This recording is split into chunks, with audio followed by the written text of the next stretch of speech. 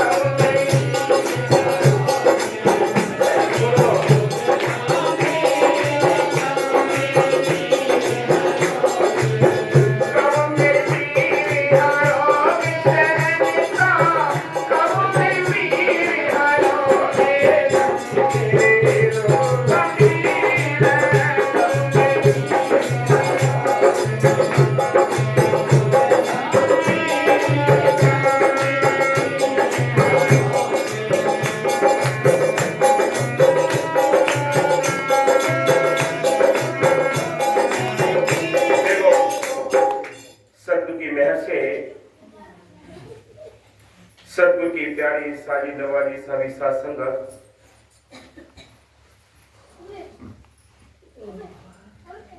हम सब बड़े भागी हैं जो हम सबको मालिक की मेहर से मनुष्य जीवन मिला है, और भी ज्यादा बड़भागी हैं क्योंकि हमें भक्ति करने का शौक लगा है, और भी ज्यादा बड़भागी हैं हमें संत मिले, और भी बड़भागी हैं जो हमें चौथे लोक की भक्ति मिली है, और भी ज्यादा बड़भागी हैं कि हमें पूर्ण मुर्द यानी मुर्शिद मिला है, संत मिले हैं। संत कहते हैं कि संसार में हम सब आए हुए हैं और ये संसार एक दुखों का घर है, यहाँ कोई भी जीव सुखी नहीं है, सारे ही जीव दुखी हैं। संतों ने लिखा है कोई तन से दुखी है, कोई मन से दुखी है, कोई निर्धन दुखी है, कोई धनवान दुखी है, सारे ही दुखी हैं। फिर क्या इस संसार में रहना है फिर? लेकिन संत फिर कहते हैं कि सुखी वही है जो इस संसार में अपने घर गृहस्थी के कामकाज करते हुए जिनको परमार्थ करने का शौक लगा है, जिनको सिमरन करने का, सेवा करने का शौक लगा है, जिनको संत मिले हैं जो मालिक की याद में सुबह शाम बैठते हैं, मालिक की याद में अपना टाइम बिताते हैं, वो सुखी है। एक संत हुए हैं सहजभाई ने लिखा है, तन धन सुखिया कोई न देखा, जो देखा सो दुखिया हो, उदय अस्त की बात कहता हूं सबका किया विवेक, सारा विवेक करके देख लिया है कि कोई भी जीव सुखी नहीं है। सुखी है तो कौन? जिनका ख्याल मालिक की ओर कोई जुड़ा है, जिनकी लेव हर समय उस मालिक से मिलने के लिए लगी है, वो सुखी है। लेकिन इस काम को करने के लिए कितनी बड़ी घाटियों को पार करना पड़ता है, कितनी मुसीबतों को पार करना पड़ता है, कितने कष्टों को सहन करना पड़ता है, तब कहीं जाकर वो सुख की घड़ी हाथ आती है। वो सुख क्या है? उस सुख को पाने के लिए मीरा ने लिखा है कि सूली ऊपर सेज पिया की किस विध मिला होए, हेरी मैं तो पै दीवानी मेरा दर्द न जाने कोई। क्या उस सुख की घड़ी को पाने के लिए कितनी सूली के पर यानी चढ़ने के समान है वो सुख प्राप्त करना। और भी संतों ने लिखा है, क्या लिखा है कि बड़ी कठिन है डगर पनघट की, बड़ी कठिन है डगर पनघट की, कैसे मैं भर लाऊं मधुबा में मटकी, कैसे मैं उस मटकी यानी जो अमृत है उसमें कैसे मैं अपनी मटकी भर के लाऊं, बड़ी कठिन रास्ता है। चार ओर शेर चीते भेड़ ये खाने को दौड़ते हैं। ये मार्ग विघ्नों से यानी भरा पड़ा है। हमारा सतगुरु साथ हो, देवता हमारे साथ हो, नम्रता साथ हो, सतगुरु की दया साथ हो तो इस मैदान को पार कर सकते हैं। नहीं, ये दुश्मन चारों ओर से लगे पड़े हैं, इस आत्मा को आगे बढ़ने नहीं देते। आप ये सोचते हैं कि हमें कोई परिवार दुखी करता है, कोई घरवाले दुखी करते हैं, या कोई पड़ोसी दुखी करता है, या संसार दुखी करता है। दुखी कोई नहीं करता है। दुखी है तो क्या कि हम उस देश की भक्ति करते हैं जिस देश को जाने के लिए काल चिरता है, काल अनेक प्रकार के बैरियर लगा देता है। आपने देखा होगा कि जगह जगह रास्ते में रोडों पर भी चलते हैं, वहां पुलिस चेक होती, पोस्ट होती है, वहां बैरियर लगे होते हैं, वो रोकने के लिए होते हैं।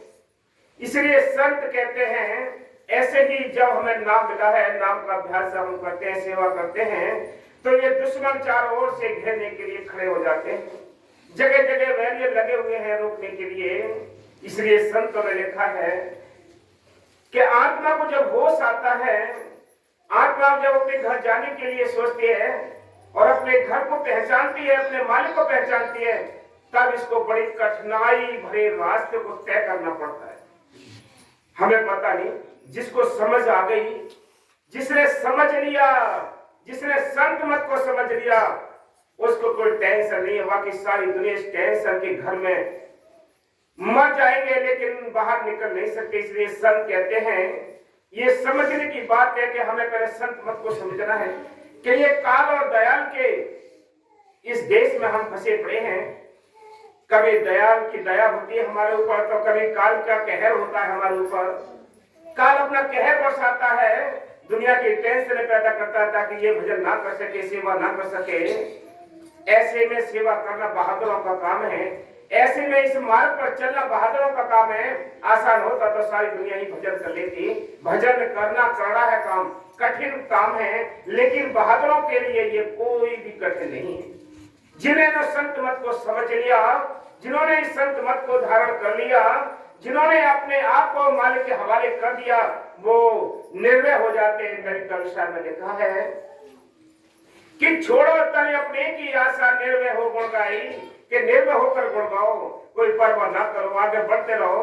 वो आगे बढ़ाने के लिए मालिक दया करता है, लेकिन बड़ी सच्चाई के साथ हमें आगे बढ़ते रहना चाहिए।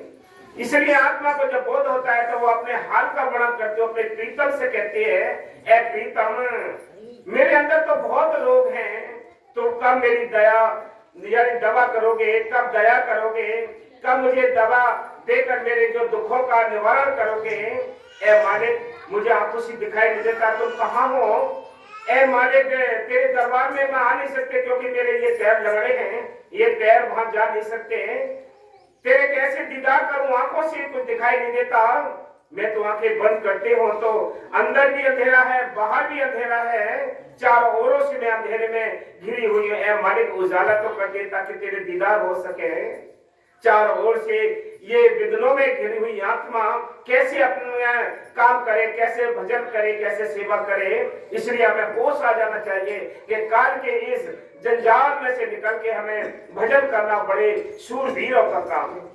आसान होता तो सभी कर लेते। इसलिए संत कहते हैं कि आत्मा कहती है, आंखों से अंध नदी के द्वारा लूला लगड़ा फिरता मारा, कि मैं लूला लगड़ा हूं, कैसे तेरे द्वार आऊं, ए मालिक दया कर दे। लूला लगड़ा फिरता मारा, कानों से बहरा धुन नहीं आवे। मुझे तेरी आवाज मैंने सुना है, तेरे संतों से सुना है कि अंदर बड़ी मीठी मीठी आवाजें हैं, मीठी मीठी धुनें हैं, लेकिन वो मेरे कान ये सुनते नहीं। कि कानों से बहरा धुन नहीं आवे, कब मेरी धीर धरोगे, ए प्रीतम मेरी कब धीर धरोगे, कब मेहर करोगे, ए मेहर के दाता। इसलिए आत्मा फरियाद करती हो क्या, मन मेरे रोगा कब मेरी धीर धरोगे, मन मेरे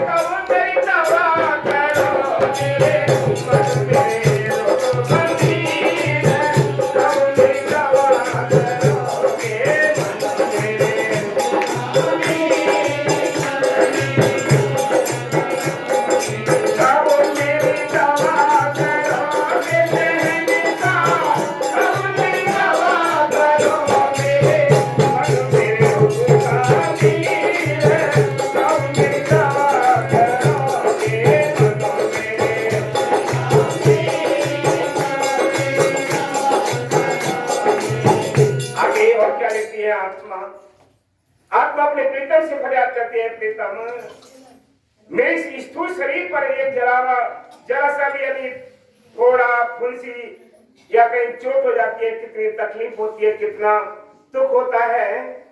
मेरे इस आत्मा पर तो अनेकों फोड़ा फुंसी हैं। कैसे मैं इस रोग के लिए दूर करूं? ऐ दाता, तू मेहर का भंडार है, तू मेहर कर दे, मेरे रोगों को दूर कर दे। कौन कौन से फोड़ा फुंसी हैं? काम, क्रोध, लोभ, मोह, अहंकार, ये फोड़ा फुंसी हैं जो रात दिन बेचैन कर रखते हैं। इतनी तो यानी डोलो चैन ना आवे। इंसान देश प्रदेश जाता है, किस वास्ते जाता है? ये कर्ज के वास्ते जाता है। इसके सिर पर कर्ज रखा है कर्मों का, इस वास्ते संसार में बेचैनी उठाता है। इसको बेचैनी आत्मा कहती है कि ये जो कर्म किए ये सिर पर रखे हुए हैं, इनको भोगना पड़ता है।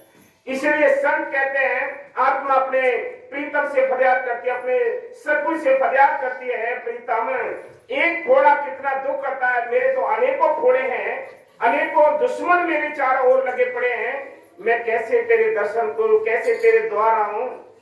क्या कहती है आत्मा? 5-25 फुंसी फोड़ा हर तारा मेरा लिए मोरा। 5-25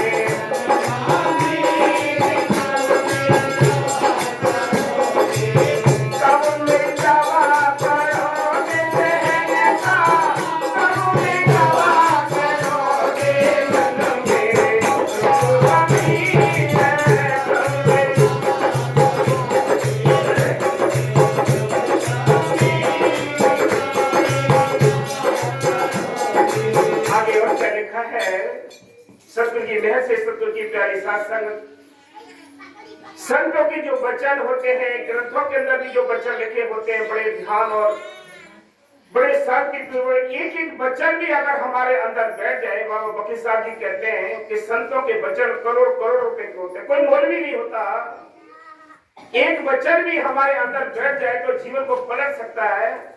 लेकिन हम क्या करते हैं? पल्ला झाड़ कथा सुनते हैं, यही ससुर सुना और गेट के बाहर जाते ही सारा उतार के फेंक दिया, छोड़ दिया सब। क्या सुना क्या गुना कुछ पता नहीं। इसलिए संत कहते हैं जो सुनते हैं और उस पर मनन करते हैं वो कोई वचन यानी उनके अंदर बैठ सकता है।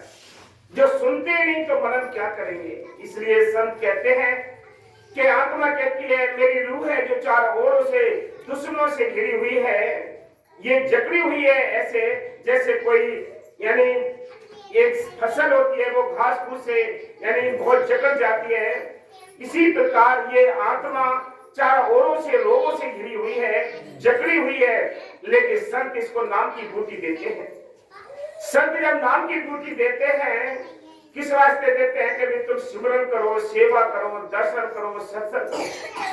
ये इस वास्ते है कि किसी ना किसी तरीके से तुम्हारा सिमरन बन जाए, तुम्हारा ख्याल पक जाए, तुम अपने घर की याद आ जाए, इस वास्ते संत से नाम का रास्ता इसको देकर अपने घर ले जाने का कार्य करते हैं। जब उलझनों में उलझकर जीव से सेवा भी छूट जाती है, सिमरन भी छूट जाता है, संतों के दर्शन भी छूट जाते हैं, सत्संग भी छूट जाता है, तो ये दुनिया की जकड़न उलझन ये इसको उलझा लेती है, फिर इसके सुलझने की कोई बस की बात नहीं है।